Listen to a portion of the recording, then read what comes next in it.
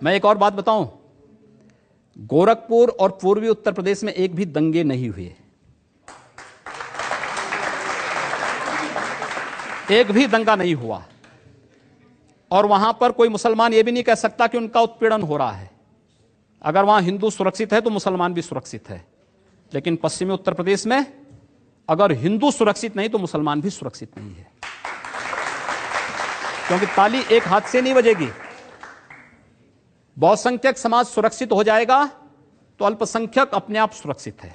लेकिन योगी जी, भगवान महावीर के देश में, भगवान बुद्ध के देश में हिंसा की बात करना, हाथ उठाने की बात करना, खून की बात हम करना, कब कर रहे हैं?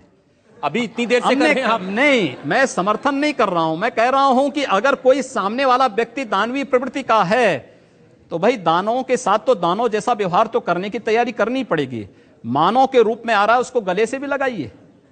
हमने जाति, मत, मजहब के आधार पर भेदभाव का मैं बिल्कुल विरोधी हूं। आप आश्चर्य करेंगे, गोरखपुर में उजाड़े जा रहे मुसलमान, 12 गांव के मुसलमान, जहां पे माननीय मोदी जी की रैली कराई थी हम लोगों ने 23 जनवरी को, और वहां का प्रशासन रैली नहीं होने देना चाहता था। वो सब मुसलमान मेरे सामने स्वयं आए कि साहब आप हमारे बीच में करवाइए रैली। मैंने कहा क्यों? तो इसलिए क्योंकि उनको उजड़ने से मैंने बचाया था। आखिर यही तो मुलायम सिंह यादव के नेतृत्व की पार्टी की सरकार है यूपी में। ये लोग तो उनको उजाड़ रहे थे। अब आप ठीक बात करें, बहुत देर बाद नहीं, बहुत देर की बात नहीं, जो सच होगा मैं वो बोलूंगा।